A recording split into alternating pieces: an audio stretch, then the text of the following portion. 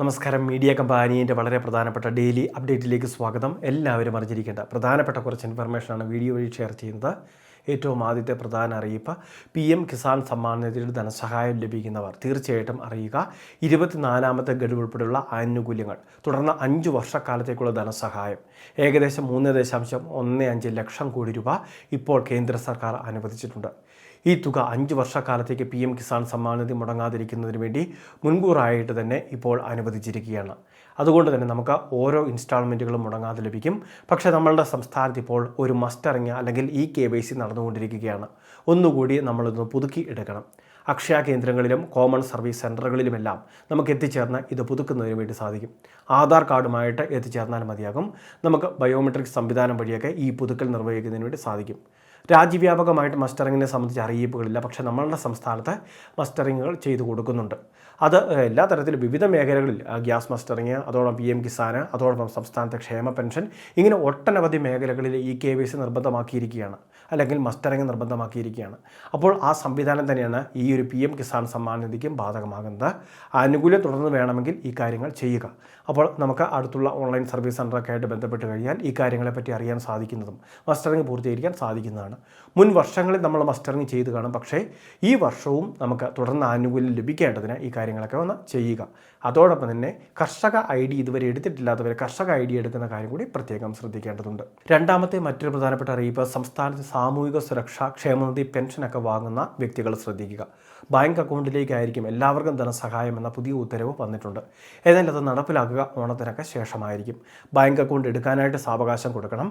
Account ഉള്ളവർക്ക് അത് ആക്റ്റീവാക്കി എടുക്കാനുള്ള സാവകാശം, ഈ രേഖകളെല്ലാം തന്നെ നമ്മളുടെ പഞ്ചായത്തിൽ ഏൽപ്പിക്കുന്നതിന് വേണ്ടി അല്ലെങ്കിൽ ഓൺലൈൻ സംവിധാനത്തിലൂടെ അപ്ലോഡ് ചെയ്യുന്നതിന് വേണ്ടിയുള്ള താമസം, അങ്ങനെ പല മേഖലകളിലും ബുദ്ധിമുട്ടുകളുണ്ട്.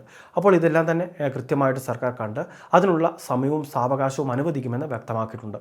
എങ്കിൽ പോലും ഓണത്തിനൊക്കെ ശേഷം തന്നെ വളരെ വൈകാതെ അക്കൗണ്ട് ഇല്ലാത്തവരൊക്കെ ഒരു അക്കൗണ്ട് എടുക്കുന്നതിന് വേണ്ടി പ്രത്യേകം ശ്രദ്ധിക്കണം. നിലവിൽ ഏറ്റവും എളുപ്പം എന്ന രീതിയിൽ തന്നെ കൈകളിലേക്ക് തുക കിട്ടുകയാണെങ്കിൽ അത് നല്ല എളുപ്പമുള്ളൊരു സംവിധാനമാണ് എന്ന് കരുതിയവരൊക്കെ തീർച്ചയായിട്ടും ഇത്തരത്തിൽ ബാങ്ക് അക്കൗണ്ട് എടുക്കേണ്ടതായിട്ടുണ്ട്. ഇതിൽ ഇളവുകൾ വരാൻ പോകുന്നത് കിടപ്പു രോഗികളായവർക്കായിരിക്കും, അല്ലെങ്കിൽ അതുപോലെ ശാരീരിക മാനസിക വെല്ലുവിളികൾ നേരിടുന്നവർക്ക് മാത്രമായിരിക്കും. ബാക്കിയുള്ള എല്ലാവരും തന്നെ തുക, അതായത് പെൻഷൻ തുക ലഭിക്കണമെങ്കിൽ അക്കൗണ്ട് ഓപ്പൺ ചെയ്യേണ്ടതായിട്ട് വരും. നിലവിൽ ബാങ്ക് അക്കൗണ്ടിൽ ധനസഹായം സ്വീകരിക്കുന്നവർക്കെല്ലാം അതേ രീതിയിൽ പെൻഷൻ വിതരണം തുടരും. എന്നാൽ നാളിതുവരെ കൈകളിൽ വാങ്ങിക്കൊണ്ടിരുന്ന വ്യക്തികൾക്കായിരിക്കും ഈ നിയമം ബാധകമാകുന്നത്. അതുകൊണ്ട് തന്നെ ഏതെങ്കിലുമൊക്കെ ദേശസാൽകൃത ബാങ്കുകളിൽ അക്കൗണ്ട് ആരംഭിക്കുന്നതിന് വേണ്ടി പ്രത്യേകം ശ്രദ്ധിക്കുക. അക്കൗണ്ട് ഉള്ളവർ അത് ആക്റ്റീവ് ആണെന്നൊക്കെയുള്ള കാര്യങ്ങൾ പരിശോധിക്കുക. ATM കാർഡ് ഇല്ല എങ്കിൽ അതിനുള്ള അപേക്ഷകൾ, അതോടൊപ്പം തന്നെ മറ്റ് ഓൺലൈൻ പേയ്മെൻറ്റ് സംവിധാനങ്ങൾ UPI പോലുള്ള ട്രാൻസാക്ഷനുകളെല്ലാം എനേബിൾ ചെയ്ത് വെക്കുന്നതിന് വേണ്ടി കൂടി ശ്രദ്ധിക്കുക. കാരണം പണമിടപാടുകൾ ഒരുപക്ഷെ നമുക്ക് നടത്തുന്നതിന് അല്ലെങ്കിൽ അക്കൗണ്ട് തുക വന്ന ശേഷം അത് കൃത്യമായിട്ട് കൈകാര്യം ചെയ്യുന്നതിന് നമുക്ക് ബുദ്ധിമുട്ടുകളുണ്ടാകും. അതുകൊണ്ടൊക്കെ തന്നെയായിരിക്കും നമ്മൾ ബാങ്ക് അക്കൗണ്ടിൽ സഹായം വേണ്ട എന്ന് മുൻപ് പറഞ്ഞിട്ടുള്ളത്. അപ്പോൾ ഈ രീതിയിൽ നിലവിൽ ഓൺലൈൻ ട്രാൻസാക്ഷനൊക്കെ എനേബിൾ ചെയ്ത് കഴിഞ്ഞാൽ നമ്മളുടെ വീട്ടിലെ മറ്റാർക്കെങ്കിലുമൊക്കെ ATM കാർഡ് ഇട്ടോ അല്ലെങ്കിൽ മറ്റ് സംവിധാനങ്ങളിലൂടെയോ തുക എടുക്കുന്നതിന് വേണ്ടി, അത് പെൻഷൻ ഗുണഭോക്താവിന് പിന്നീട് കൈമാറുന്നതിന് വേണ്ടിയൊക്കെ സാധിക്കുന്നതായിരിക്കും. എല്ലാ തരത്തിലും സുതാര്യമായൊരു സംവിധാനം തന്നെയായിരിക്കും ബാങ്ക് അക്കൗണ്ടിലേക്ക് ധനസഹായം കൈമാറുമ്പോൾ ലഭിക്കുന്നത്. മൂന്നാമത്തെ മറ്റൊരു പ്രധാനപ്പെട്ട അറിയിപ്പ്, നമ്മളുടെ സംസ്ഥാനത്തെ വിദ്യാർത്ഥികൾക്ക്, പ്രത്യേകിച്ച് 9ാം ക്ലാസ് മുതൽ പഠിക്കുന്ന വിദ്യാർത്ഥികൾക്കെല്ലാം തന്നെ ആശാ സ്കോളർഷിപ്പിലേക്കുള്ള അപേക്ഷകൾ നടന്നുകൊണ്ടിരിക്കുകയാണ്. ഡിഗ്രി തലത്തിലും PG തലത്തിലും സ്കോളർഷിപ്പുകളുണ്ട്. അതോടൊപ്പം തന്നെ MBBS കോഴ്സുകൾക്ക് പ്രത്യേക സ്കോളർഷിപ്പുകളുണ്ട്. വിദേശ സർവകലാശാലകളിൽ പഠിക്കുന്നവർക്ക് സ്കോളർഷിപ്പുകളുണ്ട്. അതോടൊപ്പം IIT IIMകളിൽ പഠിക്കുന്നവർക്കും ഉണ്ട്. അപ്പോൾ ഇത്തരത്തിലുള്ള ഈ ഒരു സ്കോളർഷിപ്പ് പദ്ധതി SBI ഫൗണ്ടേഷനാണ് നടപ്പിലാക്കുന്നത്. SBI ബാങ്ക് അല്ല എന്നൊരു കാര്യം പ്രത്യേകം ശ്രദ്ധിക്കുക.